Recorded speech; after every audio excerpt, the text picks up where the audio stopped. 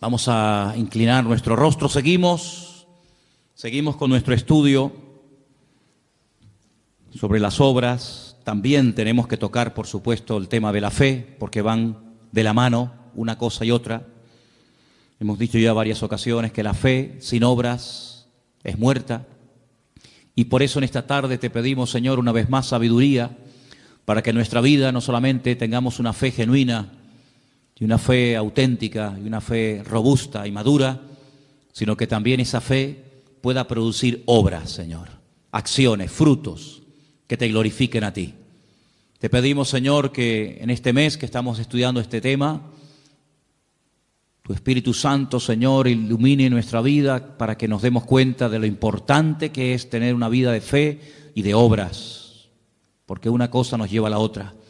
Y dirige este estudio, la presentación de tu palabra, que sea de provecho para todos y cada uno de nosotros, Padre. Te damos gracias por todo en el nombre de Jesús. Amén. Y amén. Nos quedamos el día domingo, nos quedamos en las definiciones de lo que es la fe. Y yo dije que la palabra certeza y la palabra convicción, estos dos sustantivos, casi podríamos decir que son sinónimos. Pusimos la definición. Y una de las cosas que dijimos es que estas palabras en griego es muy difícil con un término en español captar toda la profundidad y captar realmente todo lo que significan. Dijimos que una de esas palabras, la palabra certeza concretamente, tiene que ver con el hecho de poder plasmar en hechos tangibles, visibles, las palabras que salen por nuestra boca o la creencia que tenemos en nuestro corazón. Permítame ponerles un ejemplo. Si ustedes han leído y estudiado detenidamente el capítulo 11 de Hebreos, se van a dar cuenta de que a raíz o a continuación de la definición, se nos habla de la creación del universo, ¿verdad? En Hebreos capítulo 11 estamos. Dice que por la fe podemos llegar a entender cómo fue creado, ordenado y diseñado el universo, ¿verdad? Y uno dice, bueno, no hubieron testigos el día que Dios creó, no había un grupo de personas que pudieron dar fe de que efectivamente así fue como se creó la tierra, el sol, la luna, las estrellas, etcétera. Pero hay un documento oficial, que es la Biblia, que atestigua de que así fue. Pero claro, hermanos, la Biblia son palabras, es la palabra de Dios, ya lo sé, pero ¿qué es lo que le da la credibilidad a lo que la Biblia dice? Pues los resultados que produce la misma, ¿vale? Es decir, en la Biblia encontramos a Dios como creador, encontramos a Dios como juez, encontramos a Dios bajo la esencia del amor, encontramos a Dios como Padre. Son declaraciones, pero esas declaraciones de alguna manera u otra hay que demostrarlas. Si nuestro Dios es un Dios creador, sí, pero no ha creado nada. Entonces, no. Nuestro Dios ha creado y las obras que Dios ha hecho avalan las palabras. Amén, hermanos. El mismo Señor Jesucristo dice, si ustedes no quieren creer a mis palabras, tienen que creer a las obras que yo hago.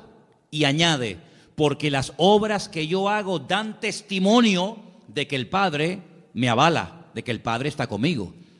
Imagínense que el Señor Jesucristo en una ocasión hizo una declaración tremenda, todos la conocemos. Yo soy la resurrección y la vida. El que cree en mí, aunque esté muerto, vivirá. Hermanos, con todos mis respetos, eso lo puede decir cualquiera. Son palabras tremendas, pero ahora hay que demostrarlo. Cuando el Señor resucitaba a los muertos, pues efectivamente demostraba que Él tiene el poder sobre la muerte porque Él es la resurrección y la vida. Cuando el Señor hacía cualquier declaración, las obras, los milagros, las señales, los prodigios que hacían, avalaban las palabras que pronunciaba. Es decir, si las obras, la creación del universo le da credibilidad a la palabra de Dios, si las obras, milagros y acciones de Cristo le daban credibilidad a sus palabras, a su ministerio, en nuestro caso es exactamente igual. Usted puede hablar todo lo que usted quiera, pero son nuestras acciones Nuestras obras lo que avalan y respaldan nuestra fe. En ningún momento en Hebreos capítulo 11 usted va a encontrar expresiones como esta que le voy a mencionar ahora. Por la fe Abraham no hizo nada. Por la fe Enoc no hizo nada. Por la fe Noé no hizo nada. No tendría ningún sentido. Sino que por la fe hicieron cosas, dijeron cosas, etcétera, etcétera. Por lo tanto, las obras es lo que avalan la fe que decimos tener. Si no hay obras, si no hay frutos, si no hay resultado, pues nuestra vida es un montón de buenas intenciones y de buenas palabras, pero que nunca se materializan, nunca se hacen realidad. Por eso Santiago es muy claro en esto y dice claramente que una fe sin obras, pues está muerta, no sirve absolutamente para nada. La otra palabra que vimos, la palabra convicción, tiene que ver también con una amonestación o una reprensión que le hacemos al mundo natural aplicando los principios del mundo espiritual o del reino de Dios. Hay una parte en el Padre Nuestro que dice, venga tu reino a nosotros, ¿verdad? Hágase tu voluntad, así en el cielo como en la tierra. Eso es una petición. No todo el Padre Nuestro es una oración de pedir y pedir. Pero hay peticiones en el Padre Nuestro muy interesantes. Una de ellas la que le acabo de mencionar ahora. Venga tu reino, es decir, que lo que tú quieres que se produzca en el mundo natural a través de nuestra vida, de la fe, de la oración, etcétera, se produzcan cambios. Pusimos el ejemplo de Jesús cuando atraviesa el mar en tempestad. Él sabía, porque él era la palabra viviente, que él no moriría ahogado, sino que él moriría crucificado. Por lo tanto, si él sabía perfectamente que no iba a morir ahogado, como temieron los discípulos morir, él lo que hace es que cambia aquella circunstancia adversa y cambia la tempestad en bonanza. Como diciendo, esto no es lo que tiene que ocurrir. Por lo tanto, si esto no es lo que tiene que ocurrir, cambiémoslo entonces, ¿verdad? Porque el Señor nos ha dado la capacidad y el poder, a través de la fe, del nombre de Cristo, de su palabra, etcétera, etcétera, de cambiar ciertas y determinadas situaciones que Él, si estuviera en nuestro caso, también las cambiaría. ¿Me explico? Vamos a leer un versículo muy interesante para que nos demos cuenta una vez más, como traté de compartir el domingo, que tenemos que tener una percepción, una lectura, llámelo discernimiento espiritual, más amplio de lo que aparentemente parece que está pasando. El versículo está en Juan, capítulo 4, versículo 35. Juan, capítulo 4, versículo 35. Presta atención a estas palabras porque tiene que ver con la visita de Jesús a Samaria. Y dice lo siguiente, Juan 4, versículo 35. ¿No decís vosotros, aún faltan 4 meses para que llegue la siega? Alzad vuestros ojos y mirad los campos, porque ya están blancos para la siega. Si ustedes dicen faltan 4 meses para que llegue el tiempo de la siega, y yo les digo que el tiempo de la siega ya ha llegado. Por lo tanto, hay una diferencia entre vuestra opinión y la mía. Hombre, sabemos que no está hablando de una cosecha de trigo, de maíz. Sabemos que está hablando con términos espirituales, en términos naturales, pero de temas espirituales, ¿verdad? Por lo tanto, la lectura que a veces hacemos de una situación puede ser muy diferente a la lectura que espiritualmente tenemos que darle a una determinada situación. Por ejemplo, hay un momento en el ministerio del Señor Jesucristo que Él anuncia clarísimamente que cuando vayan a Jerusalén, Él va a caer en manos de los judíos y lo van a prender y lo van a maltratar y va a morir y va a ser crucificado. Y claro, uno de sus discípulos, en ese deseo de que no le pase nada a su maestro, le dice, no, Señor, no, que de ninguna manera te acontezca esto. Claro, si hubiéramos estado allí nosotros, hubiéramos dicho, oye, ¿cómo se preocupa Pedro por el Señor, verdad? El Señor está diciendo que lo van a matar y Pedro dice, no, si te van a matar en Jerusalén, vayamos a Capernaum, ¿para qué vamos a Jerusalén? Sin embargo, el Señor no lo felicita. El Señor lo reprende. El Señor le dice, apártate de mí, Satanás. Pues, Señor, sí, es que en este momento está hablando el diablo a través de tu boca. Claro, nadie se dio cuenta de aquello, pero el Señor se dio cuenta de que aquellas palabras bonitas, aquellas palabras aparentemente de amor y de compasión por el Señor, porque lo iban a matar y iban a perderlo, pues no eran palabras basadas en el amor, no venían de parte del corazón del Padre, sino que venían del mismísimo infierno. Era el diablo el que no quería que el Señor Jesucristo fuera a Jerusalén a morir, porque Satanás, que conoce muy bien la Escritura, sabía perfectamente que si el Señor moría en la cruz, se le acababa su autoridad. Por lo tanto, el Señor dice, apártate de mí, Satanás. Luego, cuando el apóstol Pedro, o anteriormente, cuando Pedro dice, tú para mí eres el Hijo del Dios viviente, el Señor lo alaba. El Señor le dice, bienaventurado, Pedro, muy bien, estupendo. Ahora sí que has hablado bien, ¿ves? Ahora sí que has acertado. Porque esto que has dicho no te lo enseñó tu padre y tu madre, sino te lo reveló mi Padre que está en los cielos. ¿Cómo sabía el Señor, verdad? Cuando hablaba a una persona, ¿cómo sabía discernir la fuente, el origen de esas palabras? Por un lado dice, muy bien, Pedro, bienaventurado eres porque esto no te lo reveló sangre ni carne, sino mi Padre que está en los cielos. Y al mismo Pedro, minutos más tarde, le dice, apártate de mí, Satanás. Es que el discernimiento del Señor era perfecto, era increíble. Entonces puede ser que a veces una persona se esté dejando utilizar por el Señor para hablar a tu vida. Bueno, de hecho, los que compartimos la palabra siempre le pedimos al Señor, de alguna manera u otra, que cuando compartimos la palabra el Señor te hable a través de nosotros. Esa es mi petición. Y yo me alegro mucho cuando termina un culto y te dice la gente, oye, pues hoy el Señor me habló a mí, pero es que resulta que tú no lo sabes, pero a mí me han dicho eso 5 o 6 personas que no tienen nada que ver con tu situación, pero la palabra es tan rica y tan amplia, pues que le habla a todo el mundo, a cada uno en sus circunstancias. Pero no nos engañemos, también puede ser que en un momento determinado lo que hablemos no sea totalmente de parte del Señor. Fíjate tú que el mismo apóstol Pedro tuvo que ser reprendido, ¿no? Por lo tanto, la fe nos sacude, nos amonesta para que nos demos cuenta de que a través de la fe podemos cambiar, debemos cambiar circunstancias y situaciones. Solamente quiero recordarles los 2 ejemplos de los 2 grandes hombres de Dios que hablé de ellos el domingo, David y Elías. Eran 2 personas que se dieron cuenta de que detrás de ese hombre tan grande, tan arrogante, estaba el diablo. Detrás de Goliat no solamente era un ejército de los filisteos, sino que había algo más. Eso es un poder espiritual que está hablando a través de este hombre.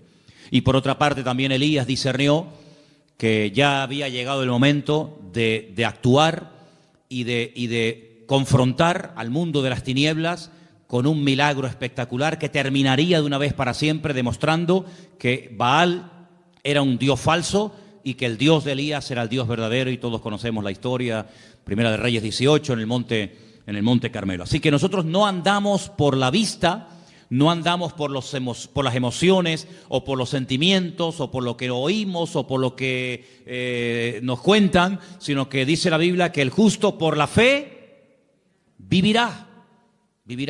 El texto original, que es un texto del Antiguo Testamento, está en Habacuc, dice que el justo por la fe existirá, logrará existir. La existencia misma depende de la fe, del conocimiento que tengamos de parte del Señor. Yo dije también el domingo, y quiero repetirlo, que la fe del creyente no es una fe loca, no es una fe ciega, no es una fe disparatada, basada en nada. No. La fe del creyente, la fe genuina, la fe del Señor, en nosotros está basada en el conocimiento y en la experiencia. El conocimiento de Él, el conocimiento de su palabra y la experiencia de Él en todos y en cada uno de nosotros. Así que nos movemos por fe, nos movemos porque, en fin, la fe nos ayuda a movernos. Fíjense, por ejemplo, en Hebreos capítulo 11, vamos a ese capítulo, por favor. Hebreos capítulo 11, rápidamente quiero mostrarles algo muy interesante. Ustedes lo han tenido que leer durante toda esta semana. Pues fíjense que, por ejemplo, el primer personaje que se menciona es el caso de Abel, el hermano de Caín, uno de los hijos de Adán y Eva. Dice en el versículo 4, por la fe ofreció. Se hizo algo. ¿Cómo sabemos que Abel tenía fe, porque ofreció al Señor más excelente sacrificio que su hermano Caín. Luego la fe nos permite ofrecerle, darle al Señor lo que sabemos que tenemos que dar. Cuando no tenemos una fe madura, decimos, hoy, este mes no puedo darle al Señor lo que le corresponde, porque si no, no llego. Pero por la fe dice, yo le doy al Señor lo que le corresponde, porque yo sé que mi Dios no me va a dejar tirado. Pero fíjate el versículo anterior. El versículo anterior dice que por la fe podemos llegar a entender que, bueno, cómo ha sido constituido, formado, diseñado el universo por la palabra de Dios, de modo que lo que se ve fue hecho de lo que no se ve. Es decir, la fe nos permite entender, la ciencia nos permite conocer. Pero no significa que porque conozcas, ya sabes o ya entiendes lo que está ocurriendo. Sin embargo, la fe te ayuda a entender misterios y cosas que Dios ha hecho que hasta el día de hoy los científicos no saben cómo explicarlo. Se vuelven locos, que si esta teoría, que si fue así, que si fue asado, que si millones de años por aquí, millones de años por allá. Sin embargo, leyendo el documento oficial que da fe de lo que Dios hizo, podemos no solamente conocer, sino podemos entender, ¿verdad?, las cosas. Hay un versículo tremendo que yo lo quería leer el domingo, se me pasó, y quiero leerlo ahora. Está en Deuteronomio 29:29. Si ustedes pueden aprenderse este versículo de memoria, sería extraordinario, porque es una promesa preciosa que el Señor nos da. Deuteronomio 29:29 dice así: las cosas secretas, ¿a quién le pertenecen? Al Señor nuestro Dios. Los secretos, los misterios que Él no quiso revelar, ahí quedan, en la mente, en la presencia del Señor. Mas las reveladas, ¿para quién son? Para nosotros y para nuestros hijos, para siempre, para que cumplamos todas las palabras de esta ley. Sí, hay cosas que han quedado en secreto, pues ya está, pues si están en el secreto de Dios, ahí se quedan. Pero hay otras muchas cosas que Dios sí ha querido revelar. Hay otras muchas cosas que Dios quiere que tú y yo sepamos, pues esas son las cosas que tenemos que estudiar en la palabra. Lamentablemente a veces hay gente que está más preocupada por conocer lo que no ha revelado el Señor que por conocer lo que sí ha revelado el Señor. ¿Te das cuenta? Entonces esa promesa tenla siempre presente en tu vida. Si hay palabras de la Biblia que no entiendes, tú puedes pedirle al Señor en oración, sabiduría, revelación, porque dice que lo escrito, lo revelado, y aquí está todo lo revelado, si no nos hubiera escrito, dice la Biblia que todo lo revelado es para nosotros y para nuestra descendencia. Por lo tanto, agárrense a esa promesa. Ahora, hay personajes en el capítulo 11 del libro de la carta a los Hebreos que la verdad que podríamos estar hablando años sobre ellos. Pero los tres primeros personajes yo los llamo los tres solitarios. Y esos tres solitarios son Abel, el segundo es Enoc, versículo 5, y el tercero, en el versículo 7, es Noé.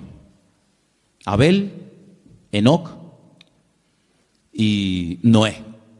Tres personajes que son tres solitarios. Y una de las cosas que a mí me gustaría en estas clases o estudios o mensajes que estamos dando durante este mes de enero es que con la ayuda del Señor podamos llegar a tener claro en nuestra mente cuáles son las características o la estructura espiritual de una prueba.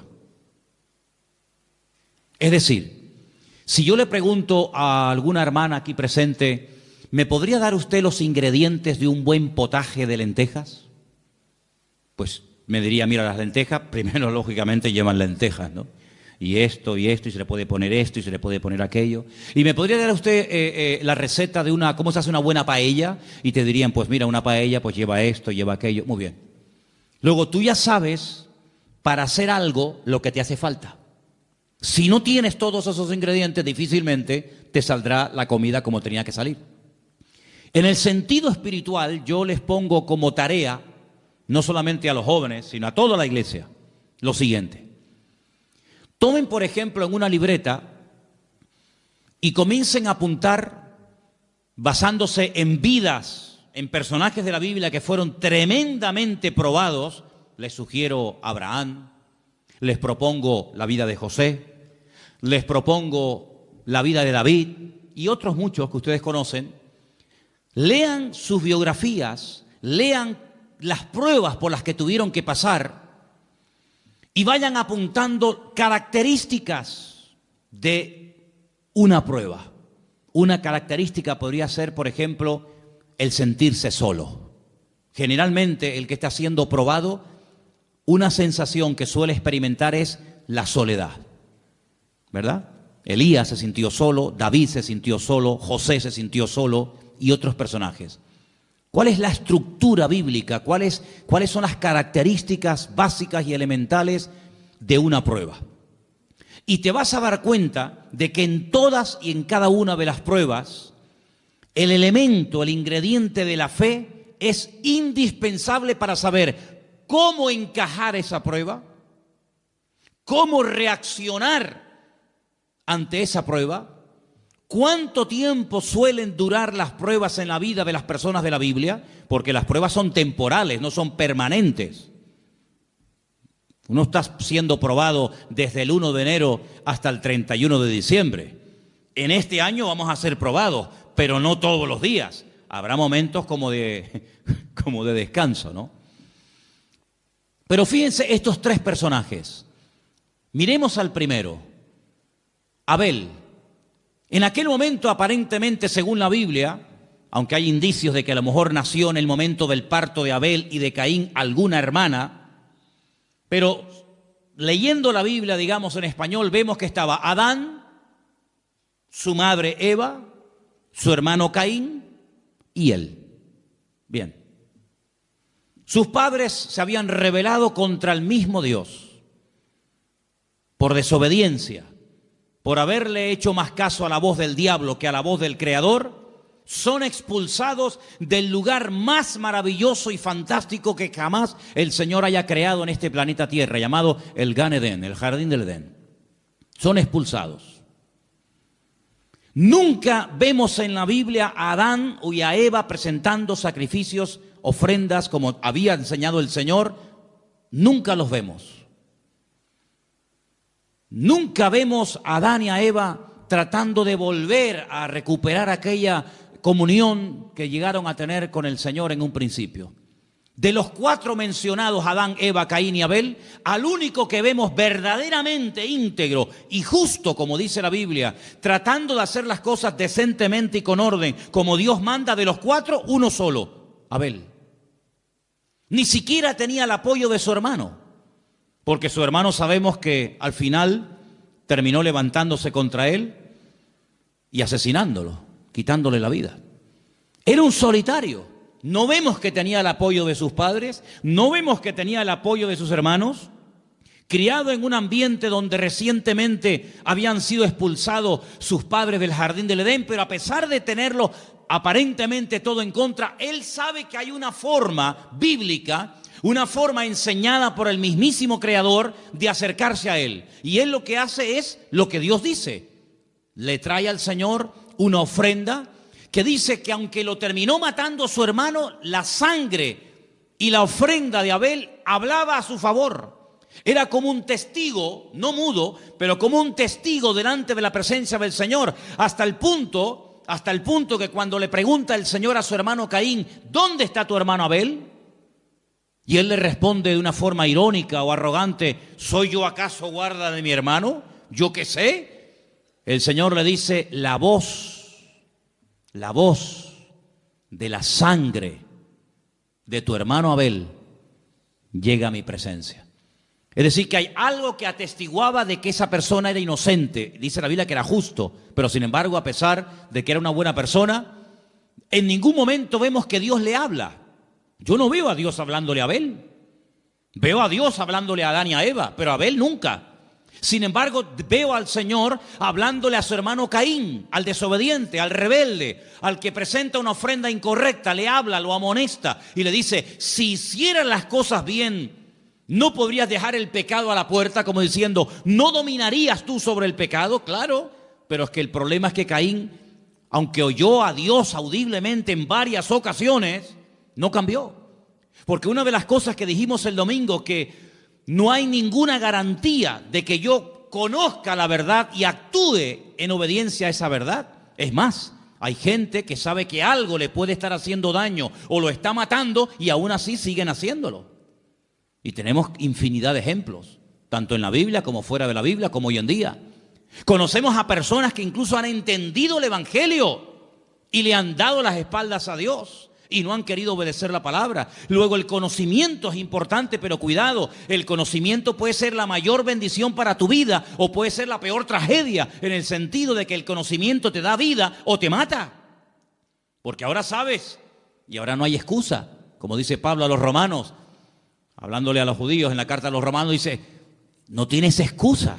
No tienes excusa porque tú sabes, tú conoces desde niño la palabra del Señor, pero no la pones en práctica en tu vida. ¿Te das cuenta? Por lo tanto, Abel es mencionado porque es una persona que la fe que tuvo le ayudó a obedecer, le ayudó a desprenderse de algo que a lo mejor humanamente hablando le hacía falta, pero que como él sabe qué es lo que Dios espera de él, él lo hace. Luego la fe nos permite entender los misterios de Dios, la creación de Dios, la obra de Dios. La fe nos permite ofrecerle a Dios, darle al Señor lo que le corresponde. Pero fijaros que, por ejemplo, en el caso de Enoc, que ya es la séptima generación, ¿vale? Enoc vivió en la séptima generación después de Adán y Eva. Era un hombre, si ustedes leen su vida, lo poquito que nos dice la Biblia de Enoc, dice que era un hombre que tuvo hijos e hijas. Un hombre que llevaba aparentemente una vida normal, un hombre casado, repito, con hijos y con hijas. Pero lo importante que destaca la Biblia de Enoc no es que estaba casado y que era padre, sino dice aquí en el versículo 5, por la fe Enoc fue traspuesto para no ver muerte y no fue hallado porque lo traspuso Dios y antes de que fuese traspuesto tuvo testimonio de haber agradado a Dios. Eso es lo que destaca la Biblia de la vida de Enoc. Pero curiosamente, aunque la Biblia nos dice que Enoc no murió, que el Señor lo llevó en vida a su presencia, como hizo también con otro personaje llamado el profeta Elías, a pesar de que la Biblia nos dice que estaba casado, de que era padre, de que era la séptima generación después de Adán y Eva, resulta que hay una pequeña carta en el Nuevo Testamento, que es la carta de Judas, que si quieren pueden venir conmigo, por favor, y ustedes van a encontrar unas palabras muy interesantes que nos habla la Biblia acerca de este personaje llamado Enoc. En la carta de Judas, ¿verdad? Lo tenemos ahí casi al final del Nuevo Testamento. ¿Lo tienen, hermanos? Ok. Tenemos en el versículo 14. De estos también profetizó Enoc. Luego era un profeta. Pero el Génesis no dice que era un profeta. Génesis no dice que profetizara. Pero sin embargo, el Nuevo Testamento dice que Enoc profetizó. ¿Y qué fue lo que dijo? Pues dijo esto que está aquí. He aquí, vino el Señor con sus santas decenas de millares para hacer juicio contra todos y dejar convictos a todos los impíos de todas sus obras impías que han hecho impíamente y de todas las cosas duras que los pecadores impíos han hablado contra él. ¿De quién está hablando aquí este hombre? Está hablando de Dios como juez. En la primera venida el Señor Jesucristo no vino como juez. Pero en la segunda venida la Biblia profetiza de que Cristo el Señor vendrá como juez a juzgar a cada uno según sus obras, ¿sí o no? Luego Enoc profetizó de la segunda venida del Señor. Claro. Entonces por eso los judíos dijeron, no pongamos este libro en el canon del Antiguo Testamento, quitémoslo, porque es un libro demasiado mesiánico, porque el judío dice que el Mesías vendrá una vez. Los judíos dicen que vendrá una vez, Nosotros creemos que vendrá 2 veces, ya una que vino como rey, como siervo, y la segunda como rey, como juez. Y si ahora este hombre Enoc dice que ve venir al Señor como juez a juzgar a todos, pues esto como es. Y entonces por eso quitaron el libro de Enoc, pero que se puede leer, es un libro interesantísimo, por cierto. Y habla muchísimo acerca de aquellos pecados que había antes del tiempo del diluvio y todo aquello, ¿verdad? Entonces fijaros cómo este hombre vivió tan cerca de Dios, pero por lo visto era el único que destacaba en aquella generación. No había millones, no había miles de personas, pero él, a pesar de que era un padre que tenía que trabajar y atender a su familia, a su esposa, a sus hijos, dice que caminó con Dios y caminó tan cerca de Dios que el Señor dijo, vente conmigo. Y el Señor se lo llevó a su presencia, lo arrebató. Es el primer ejemplo en la Biblia de una persona que puede llegar a ser arrebatada directamente a la presencia del Señor. Y de ese hombre habla el libro de Hebreos en el capítulo 11. Otro solitario. Abel era un solitario, Enoc fue otro solitario, un hombre seguramente incomprendido, un hombre al cual no le hicieron mucho caso, pero un hombre que está ahí en la Biblia. Y luego también nos habla de un tercer personaje llamado Noé, un hombre que vivió en una generación incrédula, desobediente, agresiva, violenta. El mundo le dio las espaldas. Noé no podía contar con nadie, con nadie. A veces hay gente que no son creyentes, pero puedes contar con ellos para que te echen una mano en algo o lo que sea. Pero Noé, con los únicos con los que pudo contar fue con sus hijos. Gloria a Dios.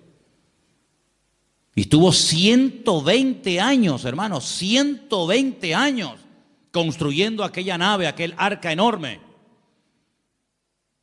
Y predicando, porque dice la Biblia que era pregonero de justicia, si no solamente estaba todo el día cortando madera y poniendo cada tablón en su sitio, sino que era un hombre que predicaba y decía, no, estoy haciendo esto por esto, por esto, por esto y por esto, porque dice que con temor preparó el arca. Y vemos un ejemplo de una fe constante, porque la Biblia nos ordena y nos manda a los creyentes a ser personas constantes en la fe. ¿Cuántos dicen amén? Es uno de los grandes problemas de mucha gente, la falta de constancia. Son constantes un tiempo, pero después, no sé, se enfriaron, se desanimaron, si te he visto no me acuerdo, y eso no sirve para nada, porque la Biblia dice, estad firmes y constantes, creciendo en la obra del Señor siempre, ¿verdad? Es un día y otro, y Noé estuvo 120 años. Hombre, la Biblia no dice que se rieran de él, pero yo creo que algunos se reirían de él.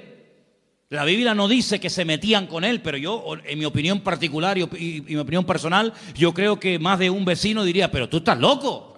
Llover, ¿qué es eso de llover? Explícame. Bueno, hasta ese momento no había llovido. La Biblia dice que subía un vapor de la tierra y que era lo que regaba los campos. Así que nunca habían visto caer agua del cielo a la tierra, pero sin embargo Noé le creyó a Dios. Y estuvo trabajando y trabajando y trabajando y toda su vida giraba en torno a la obra de Dios. Involucró a su familia, que esto es muy bonito, hermanos. Los que somos padres, ya ahora el mes que viene hablaremos de esto, es muy importante que oremos por nuestros hijos para que no solamente se conviertan, sino que logremos que las familias están involucradas todos los miembros de la familia en la obra del Señor. ¿Habrá mayor privilegio para un padre que ver a sus hijos involucrados en la obra del Señor? Puede ser que uno esté en la música, otro esté en la danza, otro esté en la escuela dominical, otro esté sirviendo al Señor a tiempo completo, pero me da igual. Pero lo hermoso y lo que debemos de orar es para que todas las familias, los miembros de la familia, estén todos involucrados en la obra del Señor, como Sem, Can y Jafet, hijos de Noé, aprendieron a apoyar a su padre y sobre todo en la obra que su padre hacía, que era la obra del Señor. Amén, hermanos. Cuidado, y las esposas de estos también, porque estaban casados los tres. Entonces ellos eran cabezas de hogar. Eran hombres que supieron dirigir a sus mujeres a la obra de Dios, al servicio del Señor. Y hermanos, todos los que estamos aquí esta noche y todos los habitantes del planeta Tierra le debemos la vida a Noé. Porque ese hombre se mantuvo y durante 120 años estuvo trabajando para el Señor. No conoció a Dios como creador, como el caso de Adán y Eva. Conoció otro aspecto de la naturaleza, de la esencia del Señor, muy interesante y poco predicado, como es la justicia. Porque Dios es severo, Dios es justo, Dios es un juez justo. Y Dios dijo, basta, se cansó. Y curiosamente, fíjate tú por dónde, El mismísimo Señor Jesucristo en Mateo capítulo 24 lo menciona, ¿verdad? ¿Os acordáis? Dice que antes de la venida, antes del fin del tiempo, dice, será como los tiempos de Noé. Como los tiempos de Noé. ¿Cómo eran los tiempos de Noé? Léalo, estúdielo, y así serán nuestros tiempos, porque dice la Biblia que como que se vuelve a repetir otra vez la historia. Así que estos tres personajes yo los llamo los tres solitarios. Abel, sin apoyo de la familia ni de su hermano. Enoc, solito, caminando con Dios, no se menciona a nadie más en ese tiempo. Y después también Noé, una persona que fue fiel al Señor hasta las últimas consecuencias. Ahora vamos a leer algunos versículos en esta noche. El versículo que vamos a leer ahora de Romanos 10, 16, ya se leyó el domingo. A mí me gustaría que algún hermano entre nosotros, que yo le había pedido a Priscila que me leyera estos versículos, pero... perdón, yo es que te estaba buscando, pero como no te veía... Ok, perdón. Romanos 10, 17, pero vamos a leerlo como dice la Biblia y no como lo mencionan muchos. ¿Se acuerdan lo que dije el domingo? ¿Qué dice la gente por ahí? Hermano, la fe viene por oír y por oír la palabra de Dios. Pues no, Señor, eso no dice la Biblia. La Biblia dice, Romanos 10, 17. Así que la fe es por el oír y el oír por la palabra de Dios. La fe es, no dice que viene, la fe es, ¿verdad? Es decir, el elemento indispensable para que nuestra fe se mantenga firme, ¿cuál es? La palabra. Por eso dice el apóstol Pablo que la palabra, que es el medio por el que viene la fe, abunde en abundancia en vosotros. Y yo creo que no digo ningún disparate cuando diga esto. Cuanto más palabra, cuanto más conocimiento del Señor usted tenga a través de su palabra, más robusta será su fe. ¿Cuántos dicen amén? Cuanto más ignorante sea usted de la palabra de Dios, más débil será su fe. ¿Por qué hay momentos en los que uno dice, yo no tengo ningún temor? ¿De dónde le viene a usted esa fortaleza? De las promesas de la palabra de Dios. El Señor es mi pastor y nada me faltará. Pero si usted no supiera la palabra, ¿a qué se agarra? Luego, nosotros no hemos tenido un contacto directo y personal, por ejemplo, como tuvieron los discípulos con el Señor Jesucristo. Ya nos hubiera gustado a nosotros, digo yo, haber estado debajo de una higuera o de una palmera o en la barca o en una montaña escuchando predicar y enseñar al Señor. Si yo les preguntara esta tarde, ¿a ustedes a quién les gustaría que estuviera predicando debajo de una palmera? ¿Manolo Sierra o el Señor Jesucristo? Hombre, claro, ya me contará, por supuesto, pero no tuvimos ese privilegio. Ellos sí lo tuvieron, de hecho el Señor lo dice.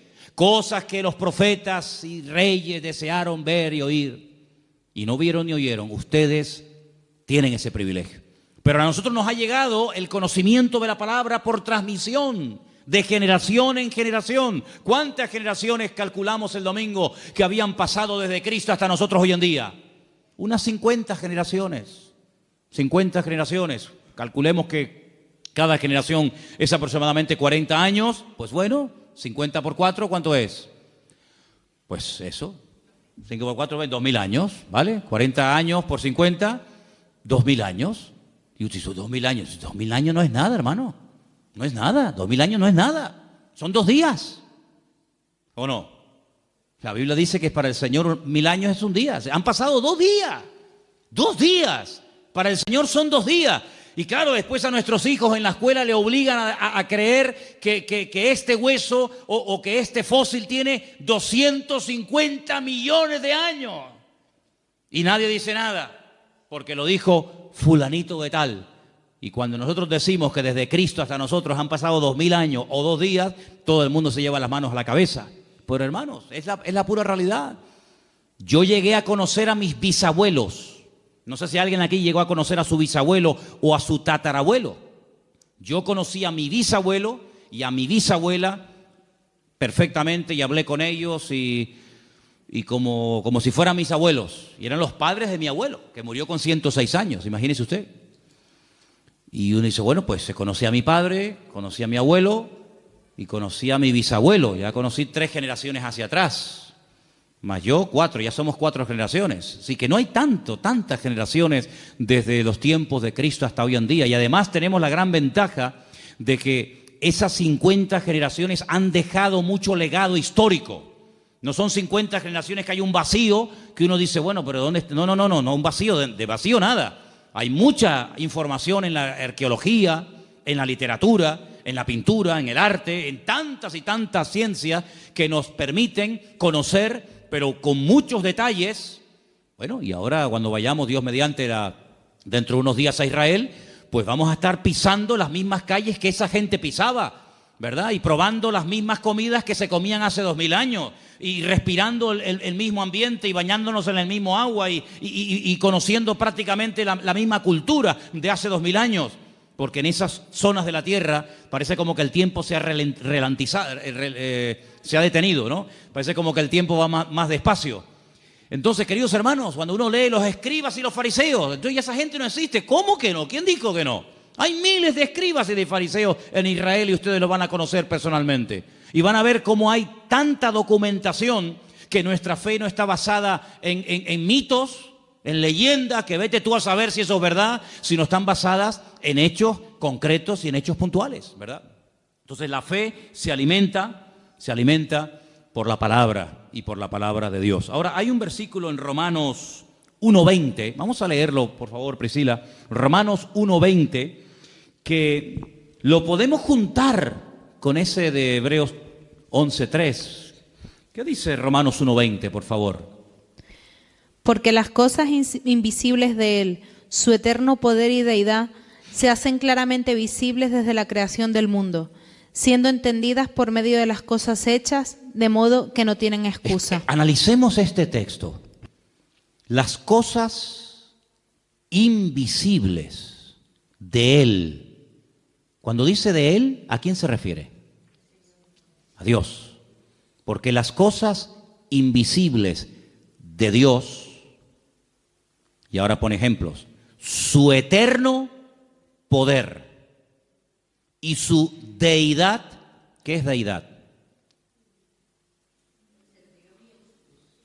El hecho de que Él es Dios, la esencia de Dios. Ok. Entonces su eterno poder y su esencia divina, dice, se hacen claramente visibles. ¿Cómo? Pues dice, desde la creación del mundo, siendo entendidas por medio de las cosas hechas, de modo que no tienen excusa. Es decir, yo puedo llegar a conocer a Dios, su poder, su deidad, su esencia, su gloria, su autoridad, etcétera, etcétera, etcétera, a través de lo que pueden ver mis ojos. Es decir, cuando usted se para delante del mar, y aquí vivimos en una isla, rodeados de agua por todas partes, cuando uno ve hacia el horizonte la inmensidad del mar, uno se pregunta, bueno, ¿y quién creó esto? ¿Quién pudo crear esto? Con una perfección increíble, hermanos, porque si el mar tuviera menos proporción de sal de la que tienen, pues no habría vida. Y si tuviera mucho más sal que la que tiene, tampoco habría vida. ¿Y quién es el que regula las mareas, el nivel de la sal? ¿Cómo es capaz una nube de hacer una especie de función de aspiradora, ¿no? Aspirando por la evaporación y ese agua salada, toneladas, millones de toneladas, suben a las nubes. Se produce un proceso impresionante. Y cuando el Señor quiere que ese agua que ha subido caiga allí, pues manda el viento justamente en esa dirección y lo detiene encima de esa ciudad o encima de ese país o encima de ese continente y hace que ese agua salada se haya convertido así en agua dulce. Y cae sobre la tierra y riega los campos y tenemos sandías y melones y tenemos agua dulce. Y cuando ese agua ya ha dado a la tierra lo que tenía que darle, pues el sobrante va por los cauces y por los ríos y vuelve otra vez a entrar en el mar y se convierte otra vez en agua salada y vuelve otra vez un proceso, hermanos, no eterno, porque la creación no es eterna, como decían los griegos, sobre todo Aristóteles, que la creación y la materia es eterna. No, señor, la materia tuvo un principio y ese principio, ¿cuándo fue? Cuando Dios lo estableció. Y nadie puede explicar muchas cosas, pero la Biblia sí explica muchas cosas que los científicos hasta el día de hoy son incapaces de entender. Porque, como dije antes, la fe nos permite entender, no solamente conocer, sino entender. Y tú ves a una vaca manchada de blanco y negro, ¿no? Esas vacas tienen una raza, ¿cómo se llama? La vaca, estas vacas lecheras. Frisonas, las vacas frisonas.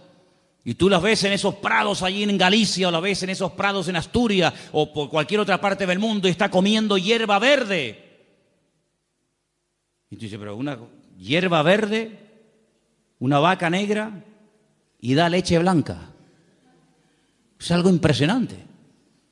Y así tantas y tantas cosas que tú dices, Dios mío, pero hay una armonía, hay una perfección, hay un colorido, hay un diseño, algo increíble.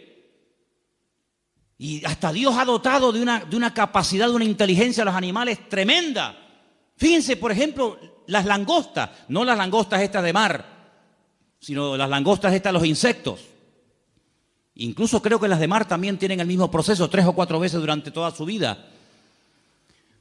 Crecen más de lo que puede contener el caparazón. El caparazón les termina doliendo y haciendo un daño terrible, porque la langosta quiere crecer y come y engorda, pero el cascarón como que la presiona y sufre unos dolores que se tiene que meter entre rocas y empieza a frotarse entre las rocas hasta que se arranca el caparazón de cuajo.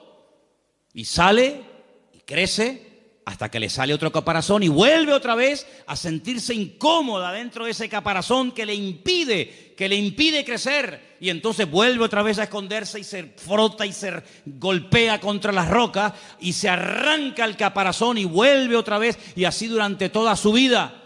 Es decir, que si a esa langosta la llevaran al médico porque tiene dolores y le ponen una pastilla o una inyección, le impedirían crecer, le quitan el dolor, pero frenarían su crecimiento. Luego el dolor es lo que hace que se desprenda de lo que le oprime para que pueda seguir creciendo. Es decir, el Señor en nuestra vida a veces nos presiona y nos prueba para que entremos en su presencia y Él nos quite lo que nos oprime, el crecimiento, para que podamos seguir creciendo y avanzando para la gloria del Señor. ¿No es sabio el Señor? ¿No es sabio el Señor? Y hay gente que cuando ve una abeja parece que han visto un dinosaurio y salen corriendo. Pues la vida en el planeta Tierra sin las abejas sería totalmente imposible. No habría vida sin abejas. ¿Qué te parece, amigo? Son cosas que uno dice, Dios mío, hay una perfección. Y es que la creación es un reflejo del poder de Dios, de la deidad de Dios. ¿Quién es el que hace que el sol siempre salga por el mismo sitio y se vuelva a ocultar por el mismo sitio, año tras año, siglo tras siglo, milenio tras milenio? Es algo increíble, ¿verdad? Y cómo son la naturaleza, hay frutos para el verano, hay frutos para el invierno, hay frutos para esto, hay frutos para aquello. Si una perfección absoluta, dice que viendo todo eso, que es lo visible, son las obras visibles del Dios invisible, llegamos a la conclusión de que tiene que existir una mente, y es la mente y la presencia de nuestro Dios. ¿Cuántos dicen amén? Pero el hombre es tan bruto, tan cerrado de mollera, que no quiere aceptar que hay un creador. Mira, hay gente atea que no tiene problema en aceptar y en admitir que hubo una persona llamada Jesucristo. No tiene ningún problema, porque sería una barbaridad no querer reconocer que hubo un personaje en la historia llamado Jesucristo. Pero ese mismo ateo, cuando le hablas de que ese Jesucristo, antes de humanarse, antes de encarnarse, era Dios en la eternidad, ahí no quieren llegar. ¿Por qué? Porque aceptar que hay un creador significa que hay un dueño. Y aceptar que hay un creador y un dueño significa de que yo soy producto de su creación y tengo que someterme al creador y al dueño de la creación. Y ahí no llegan, amigos. Entonces prefieren darle la gloria a cualquier otra teoría, prefieren aceptar cualquier otra opinión, por disparatada que sea, antes de reconocer que hubo un Dios que puso un orden y un diseño y cada cosa en su sitio, y a través de lo visible podemos entender que Dios es un Dios real y poderoso. ¿Cuántos dicen amén? Entonces, sin fe es imposible agradar a Dios, porque dice que el que se acerca a Él o el que quiere comenzar a entender las cosas, lo primero que tiene que entender y aceptar es que hay un Dios creador. Conocí una vez a una persona que me dijo: yo creo de Cristo para adelante, pero no creo ni acepto nada de Cristo hacia detrás. Y le dije: ¿por qué?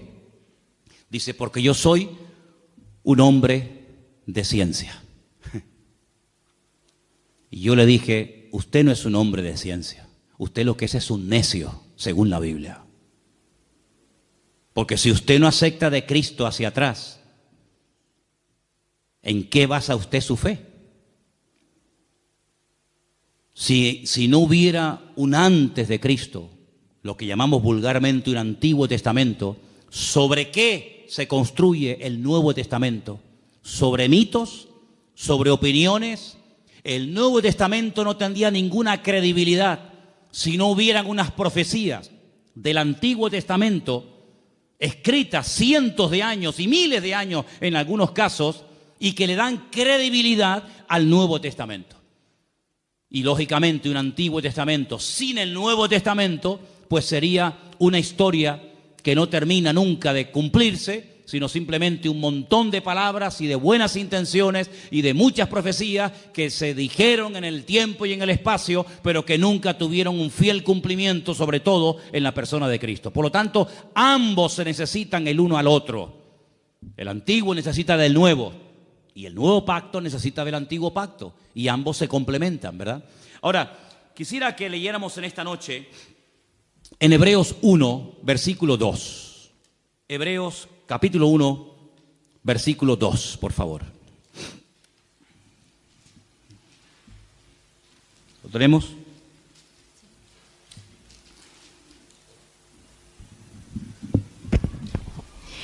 En estos postreros días nos ha hablado por el Hijo, a quien constituyó heredero de todo, y por quien asimismo hizo el universo. En estos postreros días. ¿En qué postreros días? ¿En los que se escribió Hebreos o en estos? Porque hoy en día estamos más en los postreros días que hace 2000 años cuando se escribió la carta a los hebreos, ¿sí o no? Si en aquellos tiempos ya se estaba hablando de los postreros días, imagínense nosotros hoy en día. En estos últimos días nos ha hablado por el Hijo, a quien constituyó heredero de todo. ¿Quién lo constituyó heredero de todo? El Padre. Bien. Y por quien asimismo hizo el universo. ¿Quién hizo el universo? ¿Dios o Jesucristo?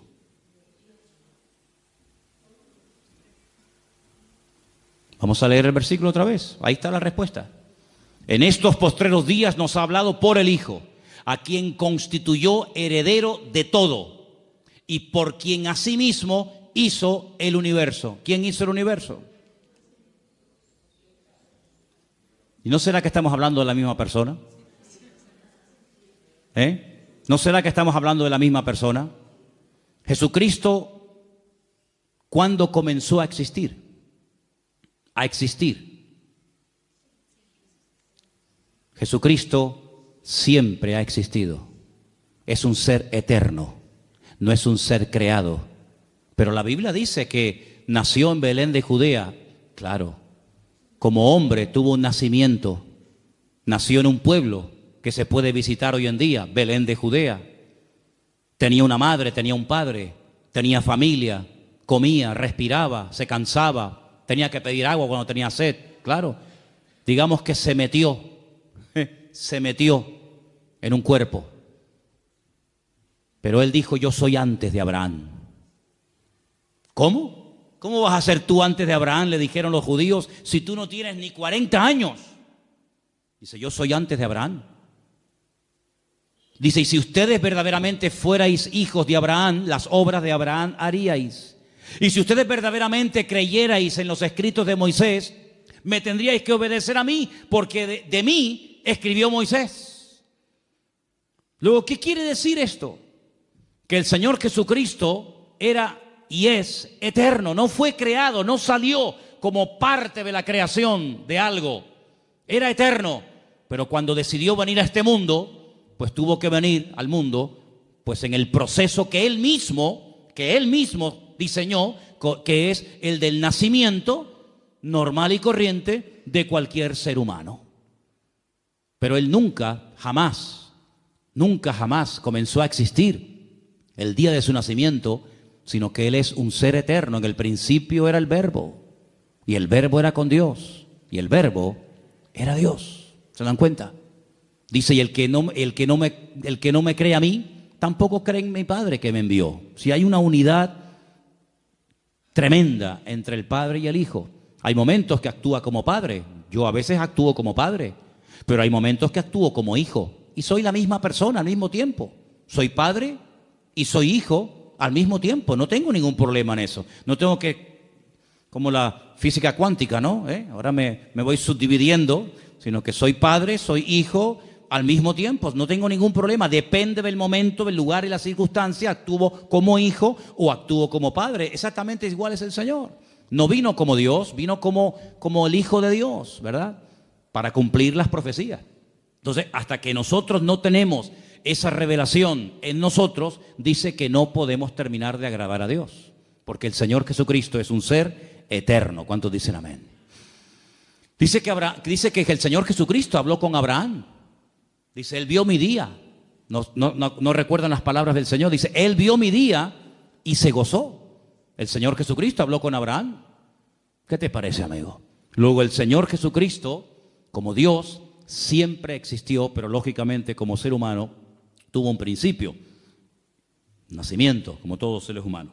Ahora, quiero terminar para dejar algo también para el domingo, leyendo el versículo de Gálatas 1:23, donde nos dice algo muy interesante referente a la fe. Gálatas 1:23, por favor. Vamos a prestar atención a este texto.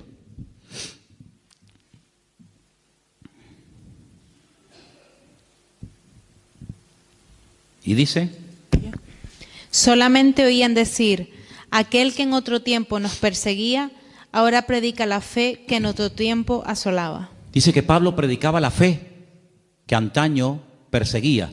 Luego la fe aquí es un conjunto de creencias, es un mensaje que hay que predicar.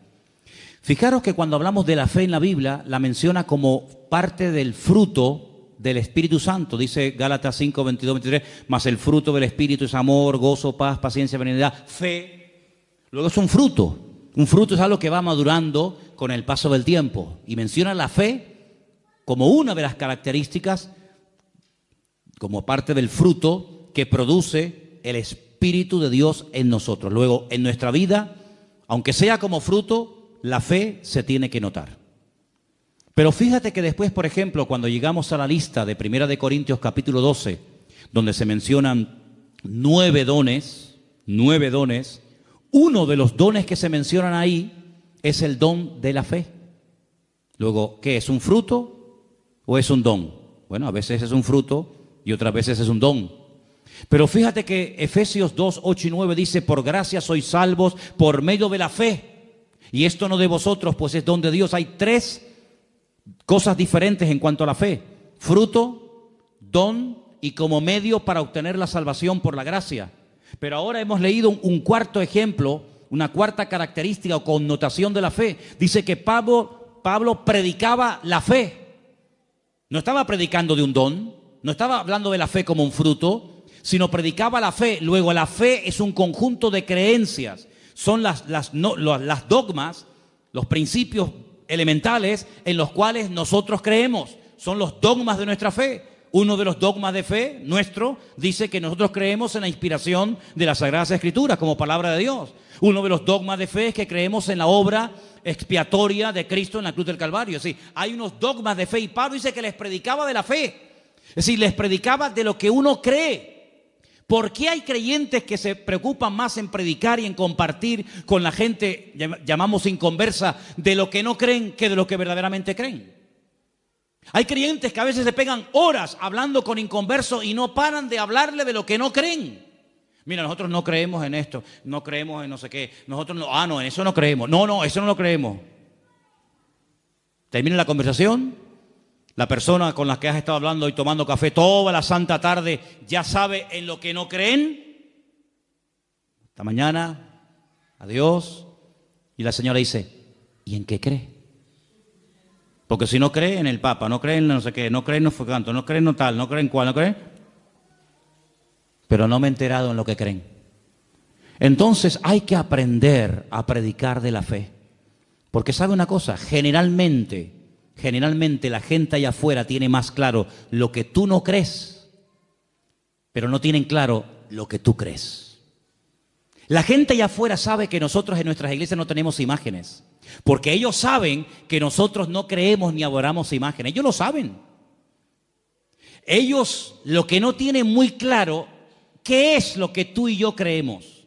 Y es ahí donde entra este versículo muy interesante que dice que Pablo les predicaba de la fe. Y eso es de lo que tenemos que predicar. Nosotros creemos que Jesucristo murió por nosotros en la cruz, que sin la muerte de Cristo no hay salvación. Nosotros creemos en el cielo, creemos en el infierno, nosotros creemos en la resurrección de Cristo. Así, vamos a predicar más de lo que creemos, porque el diablo a veces es muy astuto y nos pone a gente en el camino que lo que quieren es hacernos perder el tiempo, confesando lo que no creemos. Pero ¿saben dónde está la fuerza, la autoridad y la victoria que revienta el mundo espiritual? En predicar lo que creemos, porque el diablo no quiere que prediquemos en lo que creemos. El diablo no tiene ningún problema en decir, yo no creo en las imágenes y por eso no las adoro. Eso al diablo no le hace daño. ¿Saben lo que le hace daño? Cuando yo digo, yo creo en el poder de la sangre de Jesucristo. Yo creo en el poder del nombre de Jesucristo que venció al diablo y lo derrotó y no tiene ninguna autoridad. Yo creo que mi Señor es el Rey de Reyes y Señor de los Señores. Hermano, el diablo ante eso sale corriendo. No soporta oír a una iglesia y a un creyente que hable de lo que cree y no tanto de lo que no cree. Por eso la fe tiene que ser predicada y compartida. Pablo le decía no solamente eran los Gálatas, ¿no? Sino Pablo también le decía, por ejemplo, a los tesalonicenses, me alegro, me gozo de que la fe que tenéis en el Señor se va divulgando, se va extendiendo por el mundo. En otras palabras, que la gente diga, estos creen en esto y esto. ¿Saben qué bonito cuando la gente de la calle viene a pedirnos oración? Porque ellos saben que nosotros creemos que tenemos un Dios de milagros. Es tremendo. Entonces, eso es lo que tenemos que predicar y compartir cada día más. Todos los personajes, los 18 personajes, creo que ya los han contado, los 18 personajes de Hebreos capítulo 11, todos pusieron su confianza en Dios, se agarraron a las promesas del Señor y fueron fieles hasta la muerte por esa fe y por ese conocimiento que habían adquirido. Y quiero terminar leyendo 2 versículos, si me permiten. Salmo 33, los voy a leer yo. Salmo 33, versículo 6 y Salmo 33, versículo 9. Repito, Salmo 33, versículo 6, y dice así: por la palabra de Dios fueron hechos los cielos, y todo el ejército de ellos por el aliento de su boca. ¿Dios tiene ejércitos? Una vez en un campamento de jóvenes en la península, en un tiempo de preguntas, el pastor me dijo, oye, ¿por qué no dejas a la gente que te haga preguntas? Y digo, vale. Y un chico se levantó y me dice, es que yo no termino de entender por qué a Dios se le llama el Dios de los ejércitos. Y yo le dije, es que Dios no es un pacifista. A Dios le encanta la guerra. Y se quedó así como asustado, ¿no? Pero cuidado, espérate. Cuando el Señor habla de sus ejércitos, hay 2 aplicaciones de esa expresión. Los ejércitos de Dios habla de su creación, de las estrellas, los astros, todo el firmamento, pero también habla de sus ángeles. En el mundo espiritual hay guerra, ahora mismo hay guerra. Los ángeles, cada vez que la iglesia se pone a orar o a ayunar, cada vez que un cristiano dobla sus rodillas ante la presencia del Señor, los ángeles, hermanos, se revolucionan en el mundo espiritual que ni te imaginas. Hay guerra en el mundo espiritual. No hemos sido creados y diseñados, salvo alguna excepción para ver eso, pero yo te puedo asegurar que todo lo que ocurre aquí en la tierra es simplemente una sombra, un reflejo, ¿verdad?, de lo que está ocurriendo en el mundo espiritual. El Señor nos ha diseñado de esa manera que todo lo natural puede proyectar sombra, ¿verdad? Nuestra sombra se proyecta, la sombra no es real, el real soy yo, pero lo real puede reflejar sombra. En el cielo, las batallas que se producen en el cielo, ¿verdad?, entre ángeles y demonios, se reflejan como sombra en la tierra. Entonces vemos guerras por aquí, guerras por allá. Todo eso es simplemente la punta, es como el iceberg. Tú ves a un iceberg y ves una montaña de hielo, pero hay más por abajo que por arriba. Bueno, pues el mundo espiritual es al revés, ¿verdad? Lo grande, lo poderoso se lleva arriba y en pequeña escala se lleva abajo. Está como al revés, el orden está invertido. En la Biblia el futuro está en pasado y el pasado está en futuro. Entonces las mayores guerras que se están librando ahora mismo en el mundo no son aquí en la tierra, son en el mundo espiritual. Pablo dice que nuestra lucha, ¿a quién le habla? A los cristianos. Nuestra lucha no es contra sangre y carne, pero dice que nuestra lucha. Luego hay lucha, hay batalla. Habla de yelmo, de espada, de coraza, ¿verdad? Nuestra lucha es contra principados y contra potestades, contra gobernadores de las tinieblas en las regiones celestes, contra huestes espirituales de maldad. Luego hay una batalla. Pablo dice, yo he peleado la buena batalla, pero ¿cuándo te vimos a ti cogiendo una espada y matando a nadie? No, es que él habla de una batalla espiritual. Peleamos contra demonios, peleamos contra poderes espirituales, ¿verdad? Y la iglesia tiene la obligación de pelear ahí, porque lo que no ganes arriba no lo va a ganar abajo. Hay gente que quiere ganar aquí, pero primeramente hay que ganar allí para atar allí, para soltar aquí, dice la palabra, ¿verdad? Entonces, cuando uno va a la palabra, uno se encuentra de que Dios hizo los cielos con el poder de su palabra y todo su ejército. Bueno, lean ustedes el libro de Daniel. Hay momentos en los que Daniel oraba y ayunaba y no habían cambios. Y cuando se le presenta al ángel Gabriel y le dice, pero, ¿qué pasa? Dice, es que hace 21 días que llevas orando y ayunando, pero es que hemos estado ahí peleando contra el príncipe tal, contra el príncipe cual, y he venido para darte sabiduría y para darte entendimiento. Si te das cuenta que hay batallas que hay que librarlas fuertemente en la presencia del Señor, para obtener respuestas. El Señor le dijo un día a los discípulos, ¿sabéis una cosa? Sobre todo tú, Pedro, escúchame bien. Satanás ha venido y os ha pedido, y os va a zarandear a todos como al trigo. ¿Cuándo hablaste tú con el diablo? ¿O cuándo el diablo?